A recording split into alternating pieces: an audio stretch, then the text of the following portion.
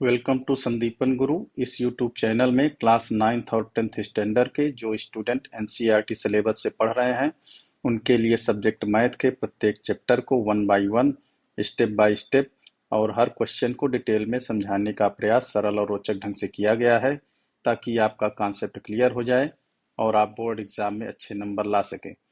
तो अपडेट को जानने के लिए चैनल को सब्सक्राइब कर लीजिए, बेल आइकन को दबा दीजिए और ज़्यादा से ज़्यादा लाइक और शेयर कीजिए। तो कॉपी पेन रेडी कर लीजिए। चलिए शुरू करते हैं आज का वीडियो। तो आज के इस वीडियो में हम क्लास 9 के ब्रिज कोर्स के चैप्टर 1 के एक्सरसाइज 1.7 पर चर्चा करेंगे। तो 1.7 में एक पूर्ण संख्या है। अभी हमने पिछले वीडियो में प्राकृत संख्या पढ़ी है। इसके बाद दूसरे नंबर की जो संख्या है क्रम से संख्या पद्धति में वह पूर्ण संख्या कहलाती है। इसको अंग्रेजी में होल नंबर कहते हैं।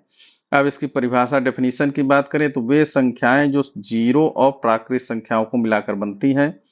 कहने का तात्पर्य कि जो हमारी गिनती है प्राकृत संख्या उसमें यदि जीरो को मिला देते हैं तो वह पूर्ण संख्या बन जाती है। जैसे 0, 1, 2, 3, 4, 5, 6 एंड सो ऑन।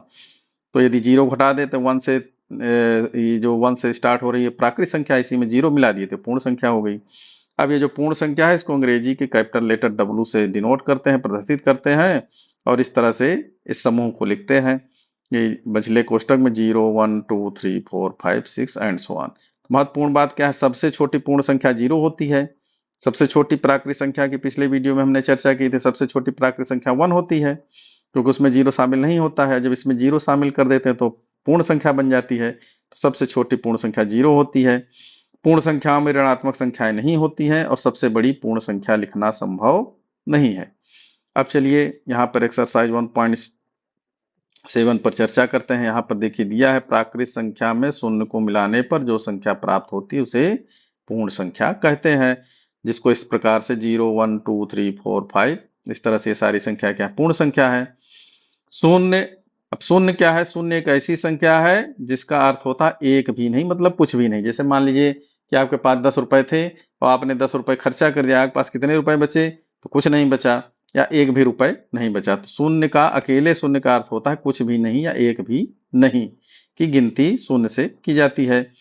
अब पूर्ण संख्याओं को W से प्रदर्शित करते हैं। अंग्रेजी के कैपिटल लेटर W से प्रदर्शित किया जाता है। इस तरह से लिखते हैं जैसा अभी हमने पिछले से अभी चर्चा की। तो सबसे छोटी पूर्ण संख्या शून्य होती है। सबसे बड़ी पूर्ण संख्या का निर्धारण या निरूपण नहीं किया जा सकता। जैसे प्राकृत संख्या में सबसे बड़ी प्राकृत संख्या का निर्धारण नहीं किया जा सकता, इसी तरह सबसे बड़ी पूर्ण संख्या का निर्धारण नहीं किया जा सकता है। तो आपको ये दो बातें ध्यान रखनी है। सबसे छोटी पूर्ण संख्या शून्य होती है और यदि प्रश्न आता है सबसे बड़ी पूर्ण संख्या बताओ तो आपको लिख देना है सबसे बड़ी पूर्ण संख्या का निर्धारण नहीं किया जा सकता है। अब सही विकल्प देखिए, सबसे छोटी पूर्ण संख्या, तो सबसे छोटी पूर्ण संख्या क्या होती है, शून्य होती है। एक नहीं लिखना है, एक प्राकृत होती है, पूर्ण क्या होती है, शून्य होती है। सबसे बड़ी पूर्ण संख्या क्या होती है, अब जैसे प्रश्न आ गया तो आपको क्या लिख देना है, निर्धारण नहीं किया जा सकता है।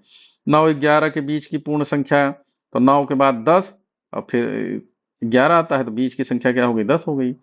45 और 55 के बीच की पूर्ण संख्याओं की कुल संख्या, तो 45 के बाद से आपको गिन लेना है, जितनी संख्या रहेगी उतनी लिख देना है। 17 और 19 के बीच की पूर्ण संख्या, तो उसको आप गिन के लिख देंगे, गिनती आपको आती ही है। अब सत्य सत्य देखिए, प्रथम 3 पूर्ण संख्याएं 1, 2, 3 है तो असत्य है क्योंकि प्रथम में शून्य आएगा, 0, 1, 2 होगा। सबसे छोटी पूर्ण संख्या 1 है, ये भी असत्य है, ये प्राकृत संख्या है। 5 और 7 के बीच की पूर्ण संख्या 6 है, सत्य है।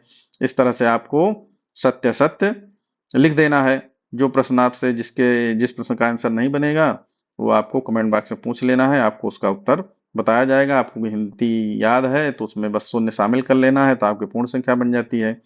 अब गिनती आपको याद है तो आप आसानी से इन प्रश्नों को हल कर सकते हैं। जैसे लिखा है सबसे बड़ी पूर्ण संख्या, ये दिया हुआ है होती है, तो असत्य है क्योंकि सबसे बड़ी पूर्ण संख्या का निर्धारण संभव नहीं है।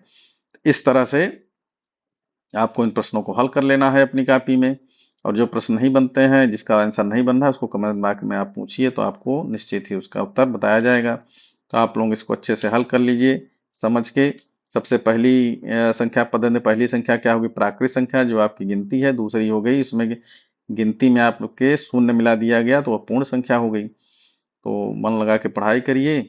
अब अगले वीडियो में अगली संख्या के साथ फिर मिलते हैं, तब तक धन्यवाद।